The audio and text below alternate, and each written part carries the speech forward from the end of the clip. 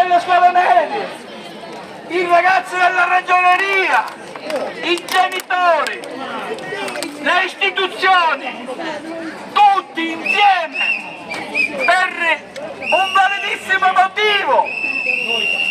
Sgombriamo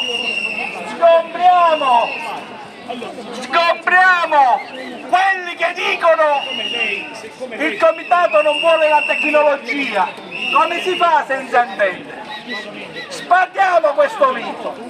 Noi siamo per la tecnologia, siamo per il progresso, però è una tecnologia messa in sicurezza. Studenti, stringiamoci tutti attorno a questo comitato per tutelare, salvaguardare la salute dei nostri cittadini.